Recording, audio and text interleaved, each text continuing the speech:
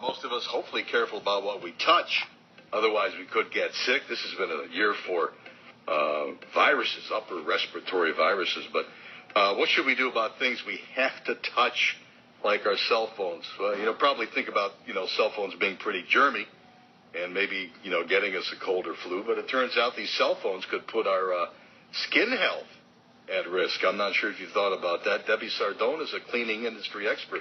That's an interesting thing about cell phones. They're pretty germy, Debbie, but how does it put our skin health at risk? People are so conscious during the flu season, and we're washing our hands and being careful, but cell phones have been tested, and it's found to be dirtier than the bottom of your shoes and dirtier than even a toilet seat. When they've tested them, they've found strep, E. coli, salmonella, and even staph bacteria on cell phones. But are they dirtier than the television remote in the hotel room? They're just as dirty at times. And just think about how easy it is to clean the remote control. We just need to be a little more diligent during flu season to wipe down our cell phones, clean them a little more often. Well, why are they that dirty? Because I can understand some other things that we touch every day, a doorknob, or I mentioned the hotel room remote, where somebody else may have touched it. But for the most part, we're the only ones. It can happen where somebody else uses it or touches it.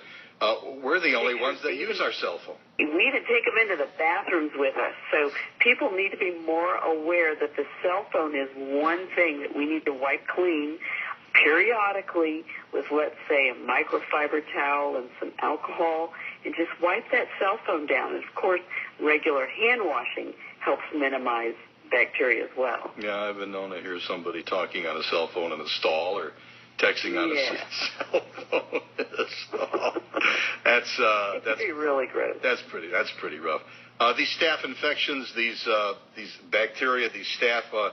A friend of mine, I know, his son had a staph infection, spent 6 days in the hospital. So staph can be pretty bad. It can be serious, and germs can live up to 48 hours on any contaminated surface. So just being aware that cell phones is one of those forgotten things that people forget. They get handled an awful lot without ever being cleaned.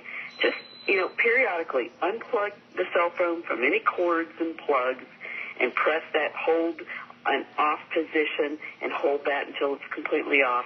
And then dampen a microfiber towel with some alcohol, wipe it down, pop off the little plastic covers that people stick on the cell phone for, protecting them when you drop, and maybe even blow out some of the debris with one of those aerosol blowers like you use on a keyboard.